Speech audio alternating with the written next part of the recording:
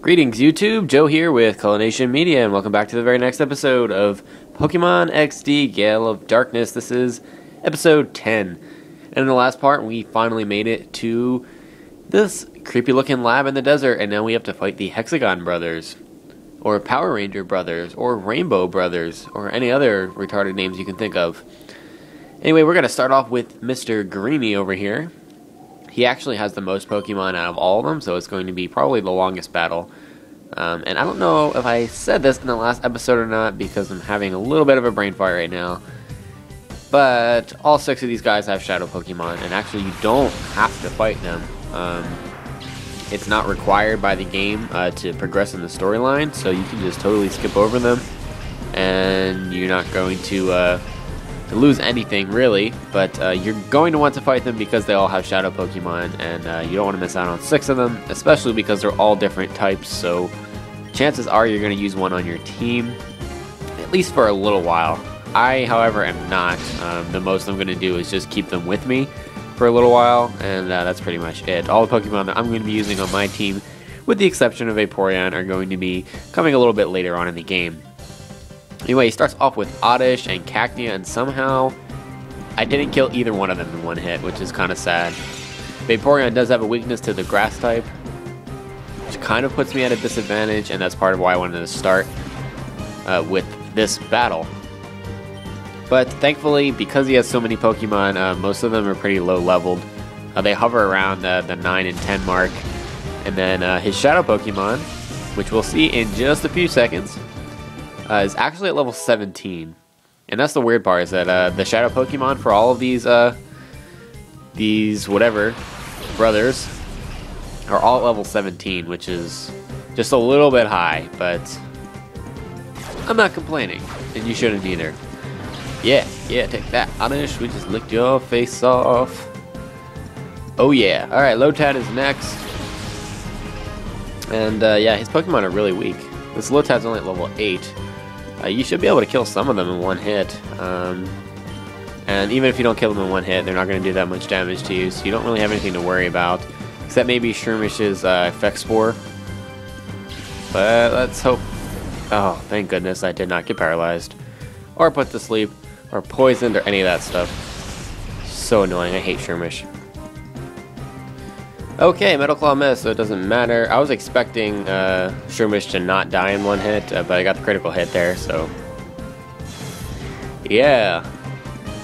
Anyway, so what's going on with you guys? I feel like I haven't recorded this game in a while, even though I recorded yesterday. So, yeah. Pineco has really good physical defense, so try to go for a bite there, because his special defense is pretty bad, so... You can knock him out pretty easily that way. If you try to stick to physical attacks, it may take you 3 hits to kill him. And this is going to be the Shadow Pokemon for the battle, Seedot. Seedot is a grass type, and when he evolves into Nuzleaf, he also becomes a dark type, and then after using a Leaf Stone, which actually can be obtained in the lab here, it'll evolve Nuzleaf into Shiftry, which is also a grass and dark type. Personally, I don't really like them. Although I actually would recommend them because there are not very many grass types in this game at all. I don't even know if there's 5 grass shadow Pokemon, and several of them come at the end, and one of them is Tangela, so yeah, we both know you're not going to use Tangela, so yeah, that's pretty much it. I recommend using him. That did almost no damage. Seedot does have pretty good physical defense, and the only reason I'm going for Lick there is to try to paralyze him, because it makes it so much easier to catch them if you have them paralyzed or put to sleep or anything. If you started with Jolteon, it should know Thunder Wave, because you should have taught it Thunder Wave at the teacher lady in a gate village, so you should have no problem. Otherwise, you might want to think about catching the Mareep, which is held by the yellow brother dude, because he has electric types, obviously. And if you catch him and purify him a little bit, I believe he does know Thunder Wave, and if not, he does have the static ability. So basically just having him get attacked will paralyze your opponents, which is pretty freaking cool. Anyway, we FC that paralyzed, and I'm not going to try to lower his health anymore because I have a bad feeling about getting a critical hit, but it doesn't matter because we caught him. 1 down, 5 more to go. And because of the length of these battles, the Shadow Pokemon battles last a little bit longer because you have to weaken them and it takes quite a few turns. This is nothing, our brotherly love is nothing like this. Okay, whatever. Anyway, what I was saying was because it takes a little bit longer, chances are I'm only going to get 3 battles in this episode, so we'll do 3 this time and 3 next time. And after that, we should be able to get into the actual exploration of the lab and such, which actually doesn't take that long. The lab isn't that big of a level. You don't have that much to explore. You can get a few items, and there's a lot of battles and stuff, but there's really not that many Shadow Pokemon to catch. I think maybe 4 or 5. So it's really not that bad. We do need to go stock up on Pokeballs before that point in time because I haven't bought any yet, so I'm just working on what other people have given me and what I found in chests, and we'll see in a minute, but I'm pretty sure I'm running a little bit low. Okay, so the chances are you'll get poisoned in this battle between all these poison-type Pokemon, especially with Tentacle because it's fairly quick, and it likes to use Poison Sting, so I don't know about you, but my luck is horrible when it comes to that. As for defeating Tentacle himself, don't use special attacks on him because his special defense is crazy high.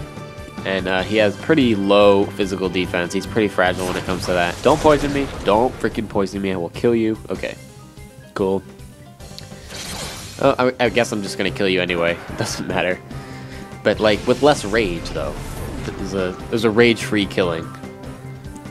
Yeah. Anyway, this is going to be the Shadow Pokemon for this battle. The Poison-type Generation 3 Gulpin, who is absolutely disgustingly awful. If you use him on your team, you are a disgrace to everyone. Pretty much. I'm gonna go with that. Grimer goes down. Grimer's not really anything to really worry about. Actually, I don't think he knows Poison Gas. I'm not entirely sure, but he hasn't ever used it on me, so I feel pretty safe letting him live for a little longer if need be. This Gulpin likes to use Shadow Blitz, and unfortunately got a critical hit there. But I'm just going to lick this thing's face off repeatedly until it gets paralyzed. Or until it has really low health. Which that might be the case, because I feel like I got lucky last time. We'll use Bite on it. Gulpin's pretty bulky actually, so you can attack it quite a few times. Not really have to worry about it fainting unless you get a critical hit, which tends to happen a lot for me. Looks like we're going to need to heal after this battle as well. Chances are you're going to have to heal after either every battle or every 2 battles, unless you just catch the Shadow Pokemon really fast, because the Shadow Blitzes and Shadow Waves really do a number on your team because they're super effective. If you still have Shadow Pokemon at this point, I would recommend using them against the opponent's Shadow Pokemon because Shadow moves are not very effective on other Shadow Pokemon. So there you go. There you have it. Do what I say. Lick. Yeah, actually, I think I might just try to catch him. Yeah, he's still not paralyzed. Okay. Decisions. I am going to try to catch him. And I have about 5 Pokeballs left, so that should be enough to catch the rest of the Hexagon Brothers Pokemon. Unless they break out of a couple, which might be the case, but we'll see. We'll play that one by ear. The good news is that these Shadow Pokemon don't disappear if you kill them in battle.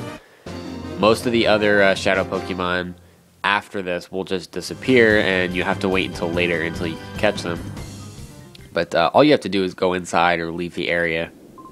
Then you can come back and fight them again. Anyway, if you want to go in this door here, which I know you do, I know you want to, here's a restoring machine or healing machine. And there's also a PC in here which comes in handy because once you catch all 6, you won't be able to carry them all, obviously.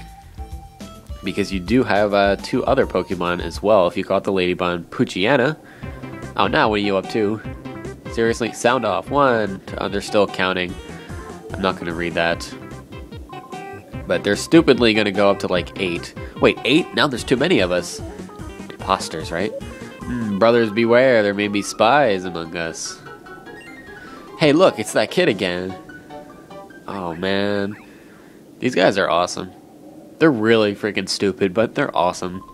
Didn't I tell you to go home? No, actually, I don't remember you telling me that at all. So, I'm kind of thinking you're on drugs right now, but yeah, let's have a battle anyway. Mr. Browsix is pretty easy. He only has 2 Pokemon total, so you don't really have to worry about anything as far as that goes. And he just has a Hoot and a Shadow Baltoy. Baltoy is also pretty bulky, not in the terms of HP so much, but it has very high defenses. And Hoot isn't really anything to worry about. It usually likes to use Growl and I think Peck or Tackle, or both. But if you want to knock it out quickly, don't use special attacks like I just did, because it does have higher special defense than anything else. But chances are you're not going to knock it out in 1 hit. So just deal with that fact. Hoot goes for the Growl, which kind of sucks for us because Teddy Ursa works all on physical attack power. Fortunately for us, Lick is going to be super effective on Baltoy, and it really still doesn't do that much damage. And we get the paralysis on the first turn, which is fantastic, because that never happens to me. Ever, ever, ever. Alright, we're going to tackle Baltoy. We'll use Return on Hoot. And it should take 1 more hit to... oh, that did, like, nothing. I don't want to use Bite, because he is part Psychic type. And that'll kill him, for sures. For sures. Yeah, Hoot. Tackling me. Bastard. We use Return on Hoot, and surprisingly, even with the Growl, we still are able to knock him out with that, which is cool if you ask me. I'm not going to complain. Baltoy can't move. And let's see. We'll go for a Sand Attack, and since our attack power has been lowered, we should be able to hit with a Metal Claw and not do that much damage. Basically, we just need to get him into the yellow right now because he is paralyzed, and it is still pretty early on, so... Most Pokemon, once you get them into the yellow, and if they have a status condition, you know, you're fine. Shadow Mist. I don't know if I explained this move yet. I don't think I have, but what does it do? Just watch. It reduces the evasiveness by 2 levels of both of the opponent Pokemon. So basically, like if you wanted to use Takedown or Heat Wave or something that has lower accuracy, which Shadow Pokemon don't normally do, but it works well with other teammates that want to use those moves because it makes it easier for those moves to hit. So it's kind of like raising your accuracy in like reverse, if that makes any sense. Actually, thinking about that actually doesn't make any sense, but I'm just going to leave it at that because you guys know what I'm talking about. Yeah. Alright, Baltoy is ready to be caught now.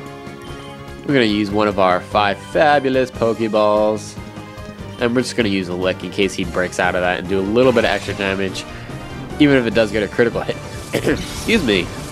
Even if it does get a critical hit, it should be fine and not have to worry about knocking him out. Yeah. Baltoy is ours. So that's going to be the 3rd out of the Hexagon Brothers that we defeated. Woohoo! And they actually give you pretty good money, so you can keep battling them if you want. Yeah.